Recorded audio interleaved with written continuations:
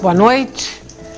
A pira olímpica está apagada desde o último domingo, mas o Brasil segue comemorando o resultado obtido nas Olimpíadas do Rio de Janeiro. Foram 19 medalhas, garantindo a melhor participação de todos os tempos do país nos Jogos Olímpicos. Agora é festa.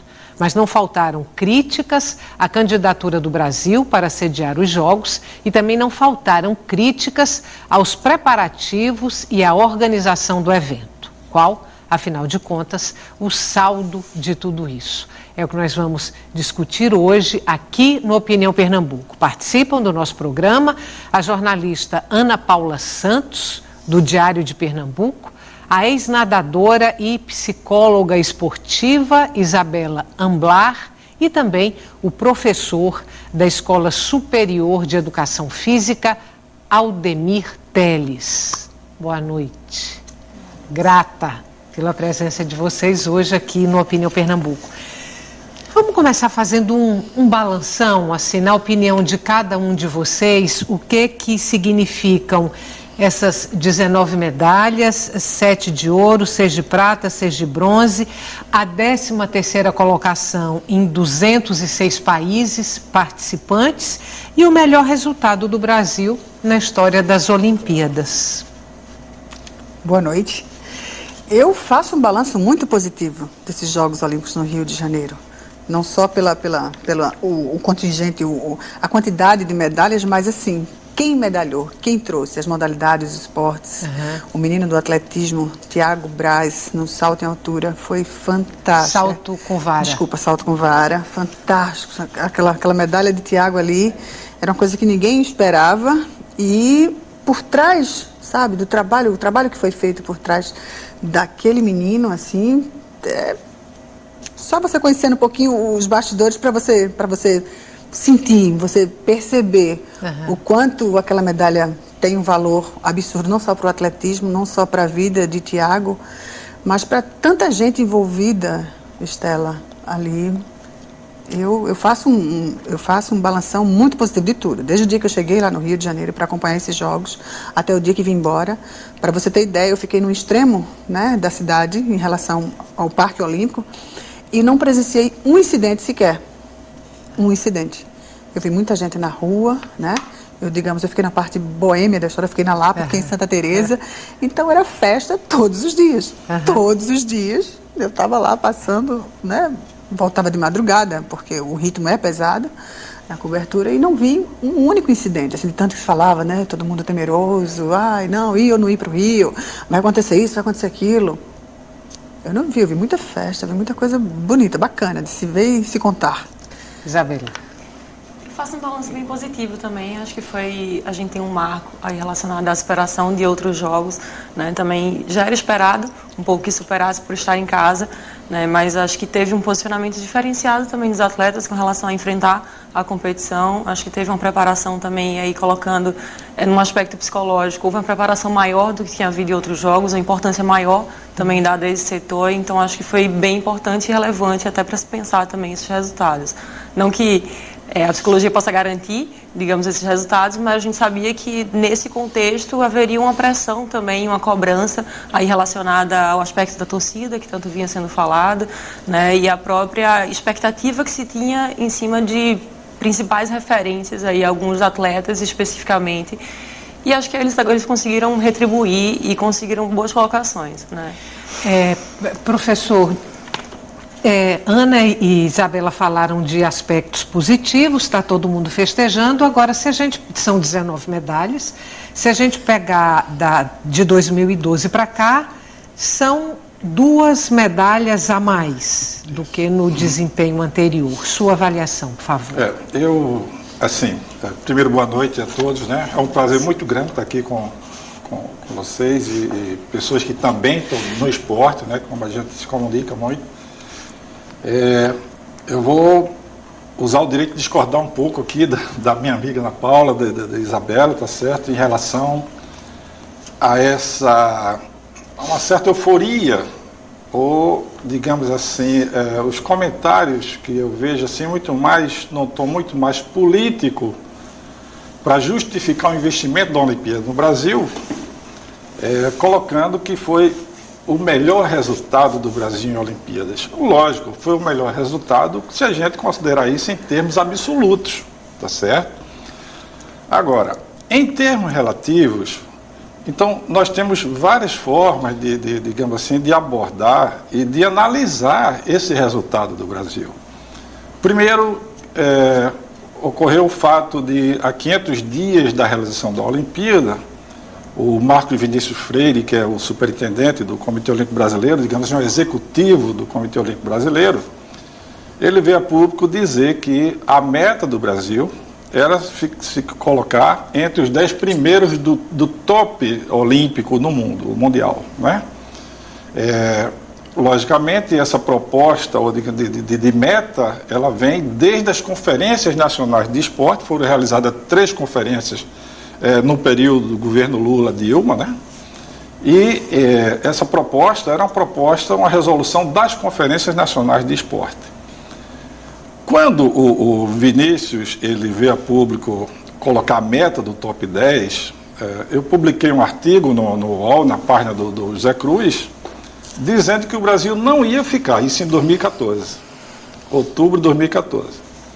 Eu dizia que o Brasil não ia se colocar entre os 10, e demonstrando, e já demonstrava por que o Brasil não ia ficar entre os 10, por quê? Considerando a forma com que a China se preparou para Pequim e a forma como a Grã-Bretanha se preparou para Londres de 2012. Então, esse texto, inclusive, está colocando gráficos e tudo, mostrando como, a partir do momento em que a China teve a confirmação da sede, normalmente ocorre cerca de 7, 8 anos antes do evento. Professor, quando o senhor fala em como a China se preparou, como a Inglaterra se preparou, está falando mais especificamente da preparação dos atletas ou da preparação do evento? A preparação dos atletas, a preparação do evento e a preparação da população. Certo. Certo? O grande exemplo mais recente é, por exemplo, a Grã-Bretanha. A Grã-Bretanha saiu do 3º lugar em Londres e ficou em segundo lugar agora na Olimpíada do Rio.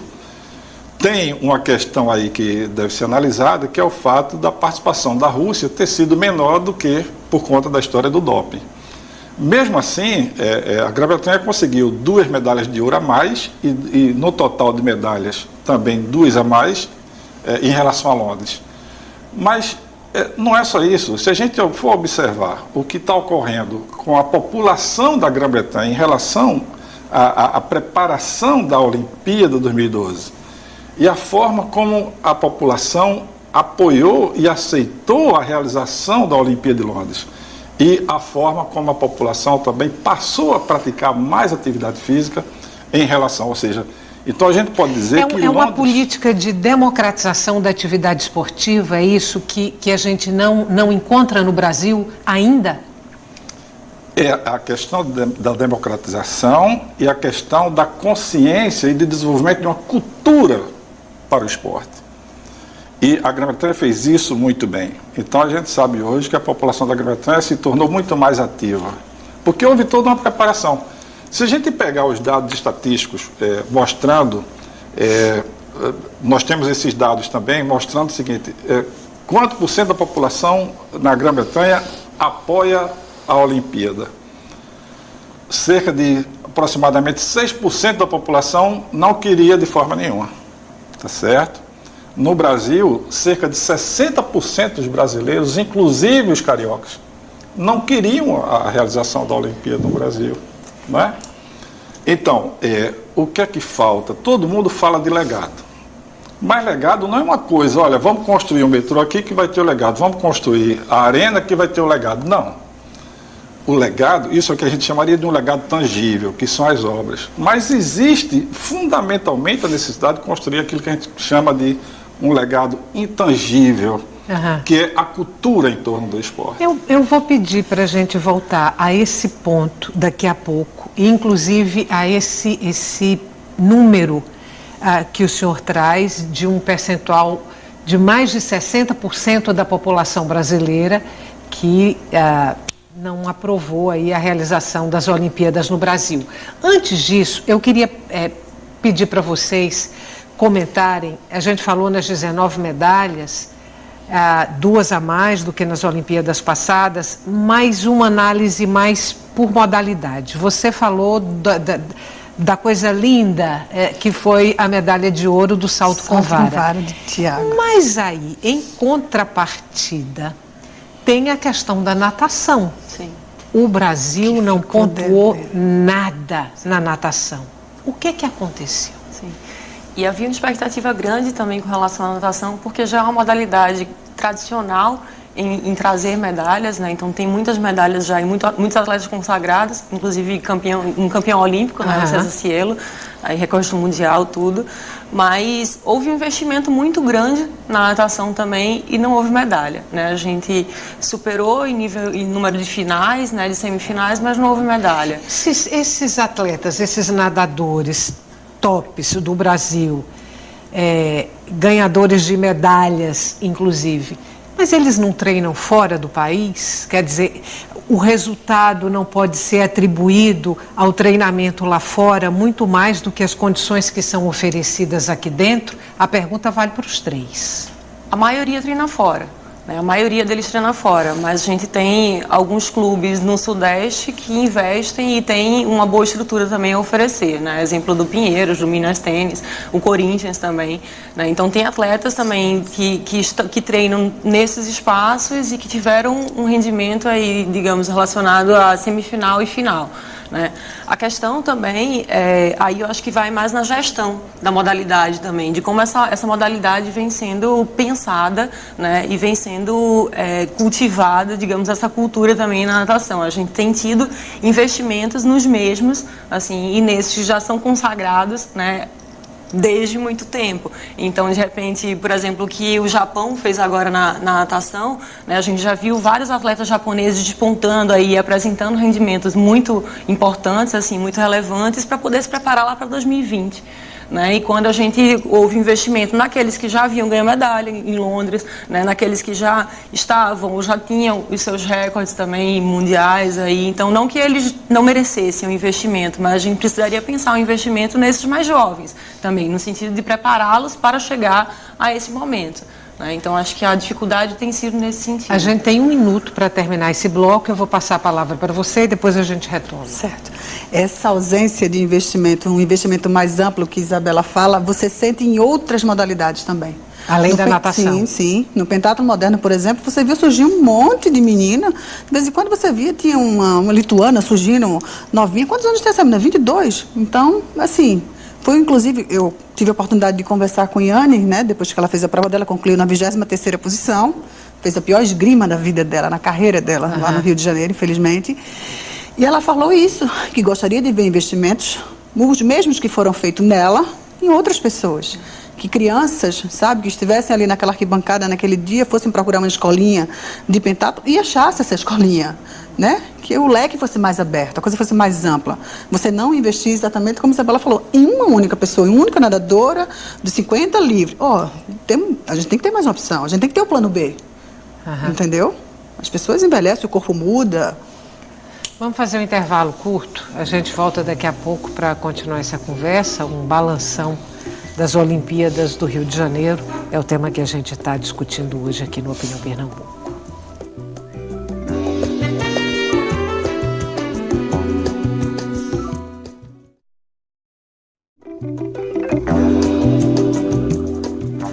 O Opinião Pernambuco está de volta. O tema discutido hoje no nosso programa é o resultado das Olimpíadas do Rio de Janeiro. Participam a jornalista Ana Paula Santos, do Diário de Pernambuco, a ex-nadadora e psicóloga esportiva Isabela Amblar e também o professor da Escola Superior de Educação Física, Aldemir Teles.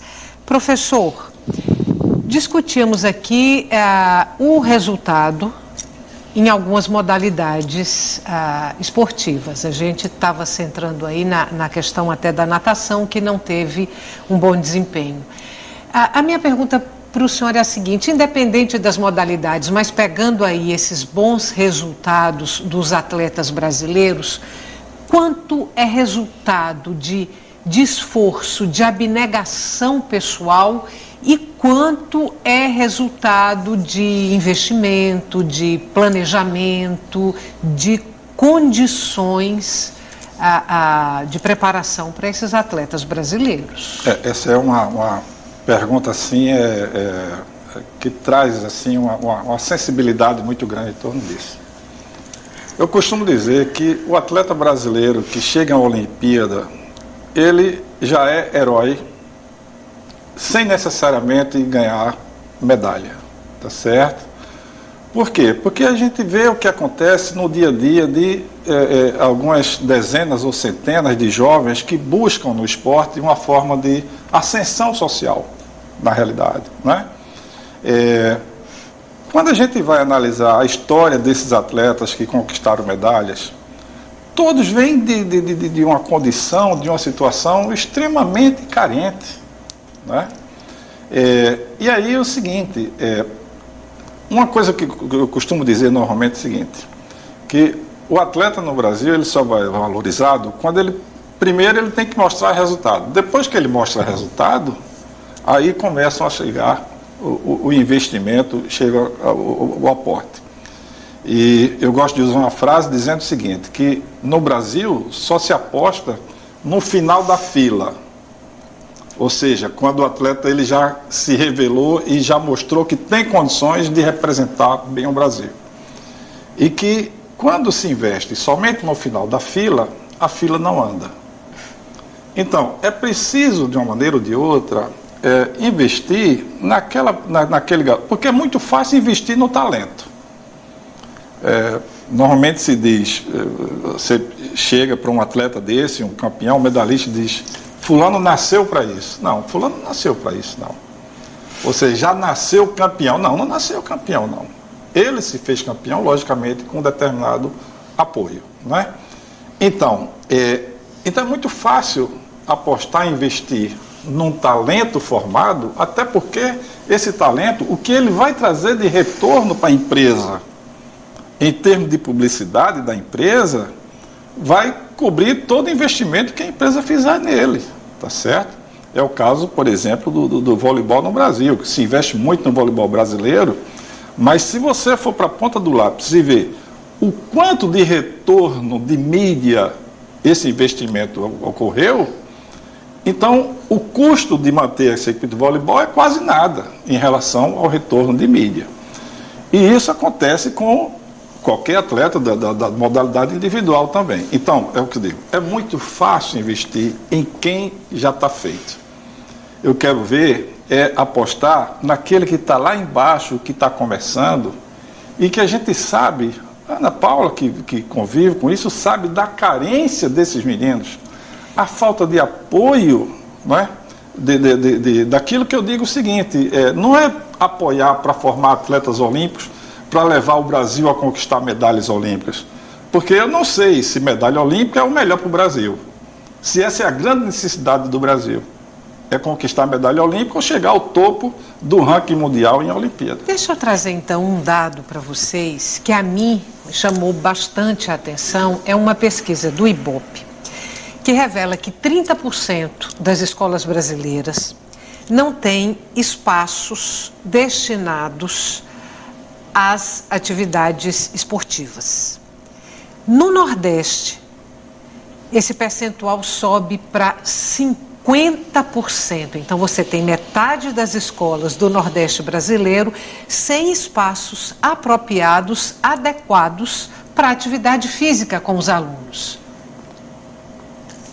Que perspectivas a gente tem considerando o resultado de uma pesquisa como essa? Ou quanto será necessário de superação para a gente mudar aí esse panorama, esse quadro pessimista? A Constituição, inclusive, prevê esse apoio no desporto escolar, no desporto de alto rendimento e no lazer. Então, as pessoas, às vezes, misturam o que é alto rendimento com lazer, com o escolar, geralmente, assim, ultimamente o escolar tem sido deixado de lado há muito tempo. Você fala que essa pesquisa aponta 50% das escolas Nordeste sem espaço. Eu tive a oportunidade de ir no interior, eu fui em Arco Verde, Estela, onde crianças não tinham nem visto uma bola de basquete, não conheciam uma bola de basquete. Né? Isso é uma coisa que dói profundamente, entendeu? De brincar, de até a prática do atletismo. Hoje você consegue enxergar um pouquinho, um núcleozinho ali no interior, em Petrolina, tem um professor daqui do estado que faz esse garimpo com meninos, mas o investimento é muito pouco, é tímido demais, inexistente. Como é que a gente descobre se a gente não tem escolas em condições adequadas? Como é que a gente descobre os nossos atletas, os nossos talentos potenciais? Torneios? Como descobrimos para prepará-los? Apesar de toda essa precariedade que as escolas enfrentam, se qualquer pessoa for em Abreu Lima e visitar a escola estadual, Isaura de França, de onde surgiu Keila Costa, a saltadora que disputou a 4ª Olimpíada agora no Rio, você vai ver a gama, a quantidade de meninos que buscam, que procuram esse núcleo de esportes lá. E a escola carente de alimentação, de material de musculação, mas é muito engraçado como mesmo apesar de todo esse abandono, você consegue ainda pensar, né? Tem os Jogos Escolares Brasileiros, que é onde surgem muitos meninos que disputaram, Sara Menezes, tantos outros atletas que estavam em Olimpíada passaram por esses campeonatos nacionais, né? Que é onde é meio que uma vitrine, onde surgem os novos talentos. Mas tem talento que se perde no meio do caminho, né? Não tem o investimento, o cuidado que deveria ter, entendeu? Em alguns surge o outro de alguém ajudar daqui, outro dali, mas algo que seja institucionalizado, entendeu? Ó, a gente vai investir aqui, aqui estão os principais marchadores do Estado. Não tem nem essa noção do que se tem ali. Eu queria colocar, é muito importante colocar essa questão da infraestrutura para a prática esportiva, tá certo? Então, os dados que eu tenho aqui no Brasil são cerca de 50% das escolas públicas não têm instalação. Em Pernambuco, mais da metade não tem instalação, mais da metade não tem instalações para prática esportiva. E é interessante colocar o seguinte, que o que é que a gente chama de instalação para prática esportiva? Uma quadra e descoberta, com 2 barras de futebol e talvez uma cesta de basquete, não é? Então, e a tua pergunta em relação a como é que se descobrem esses talentos, na realidade, isso ainda, mesmo com toda essa falta de condição, os talentos ainda são revelados nas escolas. Muitos são das escolas particulares, porque as escolas particulares elas têm uma estrutura, não investe assim diretamente na questão do esporte, mas tem onde praticar esporte, tá certo? E eu acho que vale a pena também entrar nas questões dos números, para a gente entender um pouco mais esse lado. Eu sempre chamo a atenção, por exemplo, quando a gente vamos colocar aqui a situação de Pernambuco. A Secretaria de Esportes coloca que são cerca de 60 mil escolares disputando os Jogos Escolares de Pernambuco, né? Na categoria mirim, de 12 a 14 anos, na categoria infantil, de 14 a 17 anos. Esses números, eu acho que até precisam ser revistos, mas quando se coloca isso como uma grande vantagem, como uma grande iniciativa, porque são 60 mil escolares, e se a gente for identificar o número de escolares em Pernambuco com idade de participar dos jogos, que são cerca de mais de 1 milhão de jovens, o que é que isso quer dizer? Isso quer dizer que esses 60 mil não representam 1% dos jovens escolares de Pernambuco que podiam estar participando dos jogos, né? Então, o que é que acontece? Isso quer dizer que essa pouca participação, você também, quantos talentos que poderiam ser revelados, não tem oportunidade de estar participando também, né? Então, a gente vive chamando a atenção disso para que exatamente busque uma outra forma de ver a questão do esporte escolar. Isabela, eu vou trazer aqui, pegando isso que já foi colocado das dificuldades das escolas, as dificuldades de incentivo, as dificuldades para se localizar esses talentos, enfim. Os números de Pernambuco são muito preocupantes que o senhor traz, professor. O Brasil tem, que eu tenho conhecimento, não sei se tem mais, 2 programas destinados aos atletas que vêm de classes sociais menos favorecidas. Esse Atletas de Alto Rendimento, que foi criado no governo Lula e é uma parceria com as Forças Armadas, né, para transformar em grandes atletas os rapazes que estão ali dentro das Forças Armadas, e também o Bolsa Atleta Pódio, que foi criado durante o governo Dilma. Iniciativas desse tipo podem trazer uma contribuição substancial ou é muito pouco, dadas as carências que a gente tem? Eu acho que as iniciativas são extremamente relevantes, né? Porque hoje, por exemplo, um atleta como o Isaquias, né, como a Rafaela Silva, que tiveram medalhas aí, tiveram ótimos rendimentos. Medalhas de ouro. Isso, e Isaquias 3 medalhas, né? Isaquias foi prata, bronze e prata. 2 pratas e um bronze. 2 pratas e um bronze. Isso. Então, a gente percebe no discurso deles também o agradecimento a essas políticas, né? Só que aí o problema, eu acho que é o que também já foi dito agora, né, pelo professor, porque você traz, digamos, esse investimento quando o atleta só chega num determinado nível, né? Então, por exemplo... Mesmo em programas desse tipo, para assistir essas pessoas mais carentes... Só os que já têm alguma projeção que são pensados, é assim? Sim, o Bolsa Pódio está relacionado a um nível de rendimento já muito alto. Ah, tá. Na verdade, até inclusive com relação a uma colocação no ranking mundial, né? E o Bolsa Atleta também, para atletas do alto rendimento, também já se destina a atletas do alto rendimento. Então, o atleta que já foi alçado ali, né, digamos, de um meio que ele apresenta um rendimento também muito, muito significativo, né? Então, a questão também é que a gente tem aí também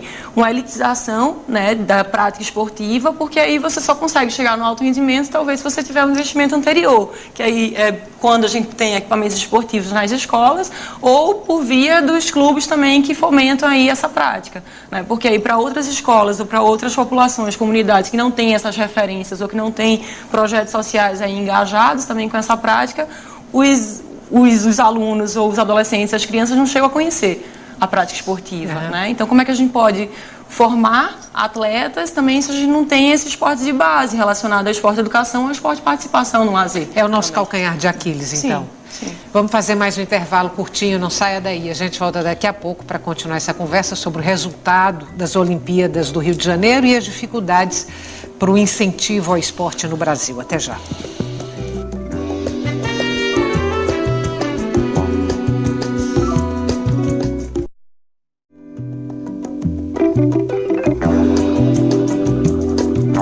Estamos de volta para o terceiro e último bloco do Opinião Pernambuco. Brasil das Olimpíadas 2016 é o tema de hoje do nosso programa. Participam a jornalista Ana Paula Santos, do Diário de Pernambuco, a ex-nadadora e psicóloga esportiva Isabela Amblar e também o professor da Escola Superior de Educação Física, Aldemir Teles.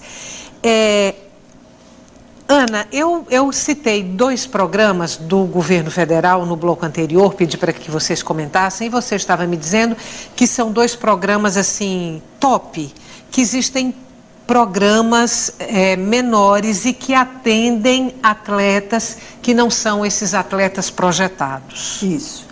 Tanto o governo federal quanto o estadual aqui mantém o Bolsa Atleta local, né, Bolsa Atleta de Pernambuco, e o Bolsa Atleta do Ministério dos Esportes, que atende meninos na categoria escolar, estudantil, tem vários níveis, nível A, disputa brasileiro, Copa do Brasil, e assim eles vão, né, somando e tendo direito a uma bolsa mensal, né, que ajuda nas despesas. Essa do Ministério do Ministério do Exército foi uma coisa que foi montada, projetada para 2011, quando o Brasil sediou o Mundial Militar aqui no Rio de Janeiro.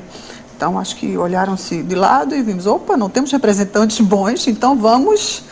Na verdade, eles pegaram os atletas e os transformaram em terceiro sargento temporário, que é o que muitos são hoje, né? Zanetti, todo mundo, até na Olimpíada do Rio, todo mundo batendo continência lá. Melhora o soldo, é isso?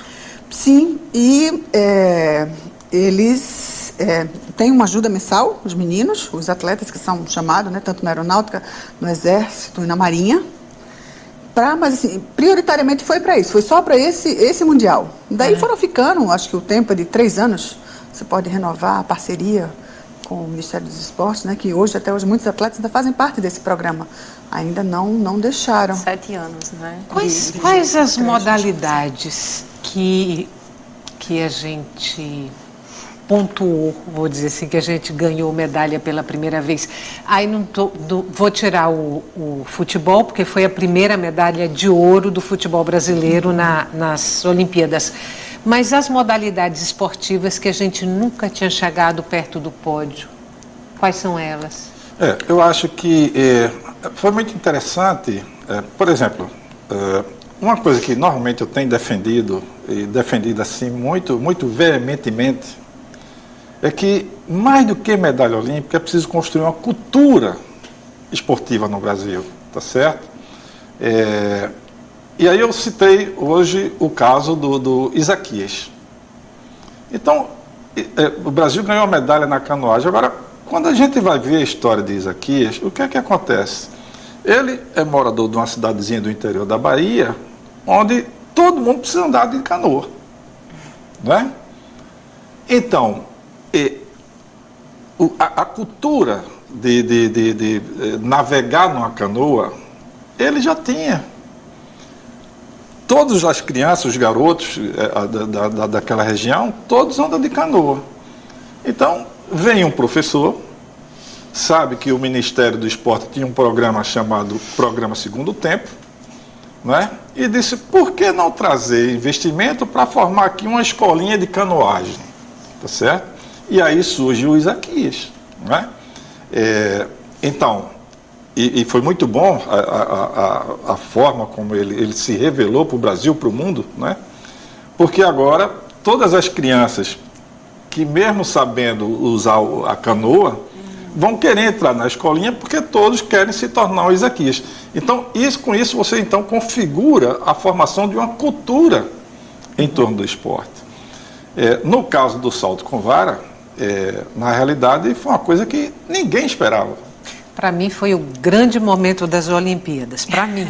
Eu considero, todo mundo fala em Isaquias porque ganhou 3 medalhas, o momento mais interessante da Olimpíada foi, também para mim, o salto com vara. Salto com vara. Pela audácia, pela ousadia de uma pessoa completamente desconhecida de todos e chegar e dizer, olha, eu não quero tentar o 5,95. Eu quero 6,03.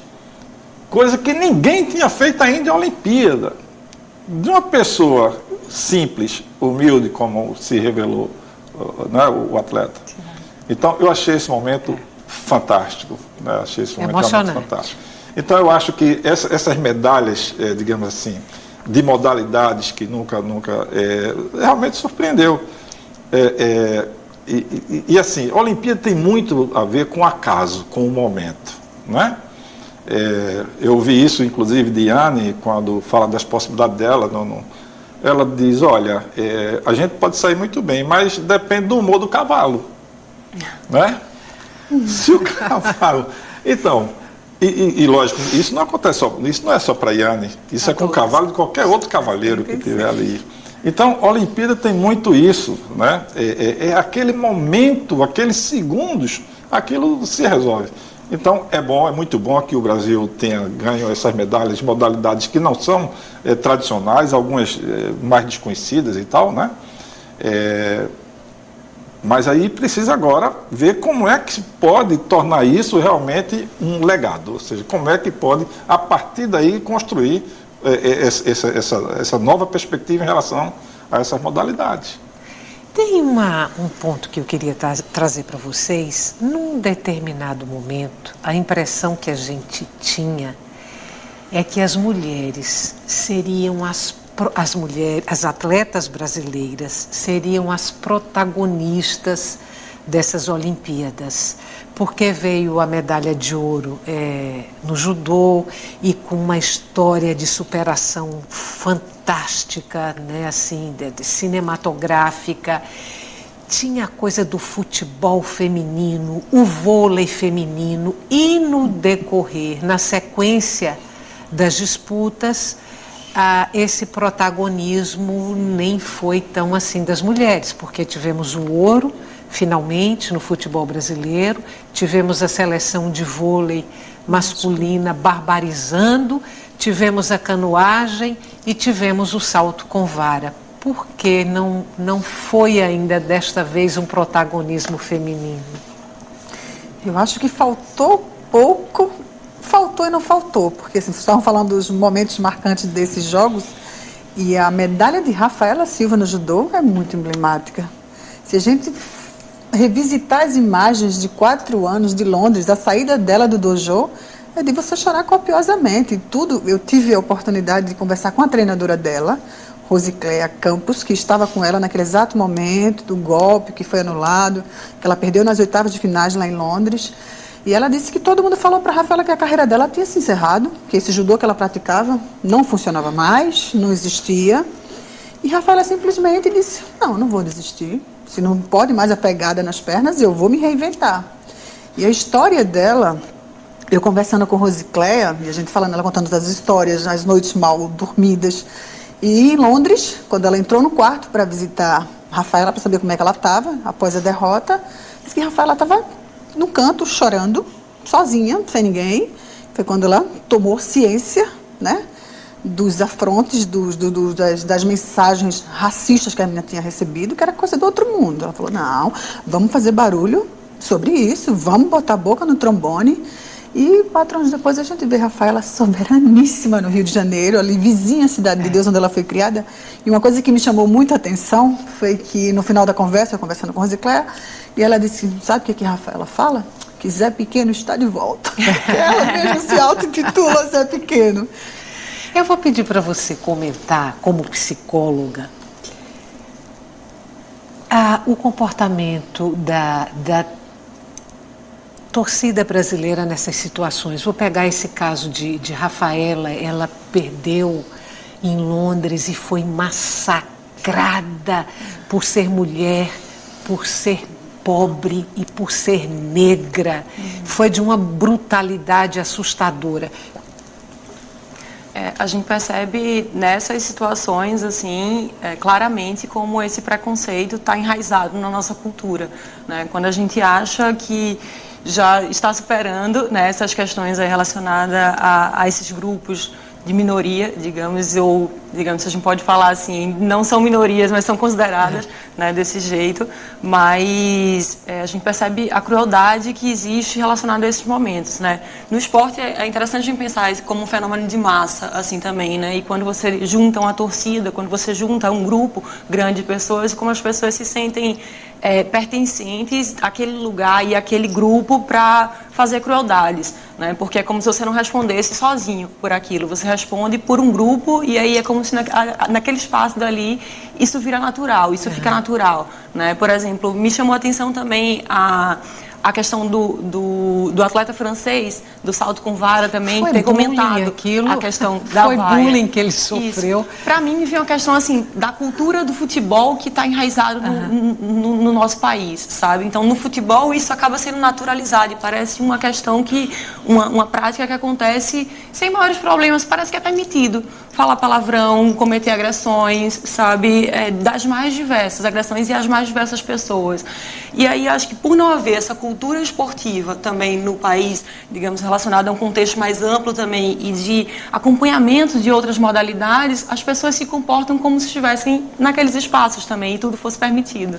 No caso do atleta francês, professor, do salto com vara, foi mais bullying mesmo da torcida, ou ele foi arrogante, ou nós somos assim mesmo, quer dizer, nós somos extrovertidos demais, independente da modalidade esportiva que está ali em questão. É muito interessante. Eu acho que teve um pouco de tudo isso, né? Primeiro, o atleta francês, ele vem disputar e ele vive numa cultura diferente da nossa, né? E na cabeça dele, o que devia estar passando é que se a cultura dele é aquela, então o resto do mundo, a cultura tem que ser a mesma. É o tal do eurocentrismo, né? E o brasileiro, como já se dizia Nelson Rodrigues, vai até minuto de silêncio, né? Então o brasileiro não quer saber, o brasileiro ele quer ganhar e muitas vezes não importa como e tal. E o que o brasileiro puder fazer na hora de ganhar, para deixar o outro, digamos assim, tirar o outro da disputa, o brasileiro vai fazer, né? Isso revela, teve a questão da postura arrogante do francês, tá certo? No momento em que o adversário, os outros adversários iam saltar, ele simplesmente se colocava de costa. Nesse momento já despertou, digamos assim, a ira da torcida, né? E o brasileiro tem outra questão que é muito interessante. Faça tudo, mas não se mostre arrogante diante de um brasileiro, né? O brasileiro detesta a história do arrogante. Se você tratar o brasileiro com humildade, ele vai carregar você, ele vai, né? Como acontece com o Usain Bolt, por exemplo, a empatia do Usain Bolt, né? Mas o brasileiro já sentiu naquele momento a atitude arrogante dele, né? E ele não esperava. No tênis aconteceram algumas vaias, tanto que o juiz disse, olha, aqui não dá para ficar gritando antes do saque, antes do reinício da partida. Então, houve arrogância, tá certo? A torcida brasileira, de certa maneira, apesar dessa questão cultural, né? É por isso que eu digo, falta uma cultura. Quer dizer, não é porque o brasileiro gosta de vaiar que não deva respeitar o atleta que precisa daquele momento de se concentrar na ação dele, porque a gente sabe que isso atrapalha. O tempo acabou, eu só queria perguntar para vocês duas que ainda não colocaram, para responder em uma palavra qual foi o grande momento das Olimpíadas para você e depois para você, Isabela. Falar dois bem rapidinho. Foi a volta do sorriso de Etienne Medeiros, lá na zona mista, na natação, foi fantástico, e o ouro de Rafaela Silva. Para você, Isabela? Para mim foi o ouro de Rafaela Silva, porque mostrou a superação acima de tudo. Muito obrigada. Mais uma vez, boa noite para vocês. O Opinião Pernambuco volta amanhã.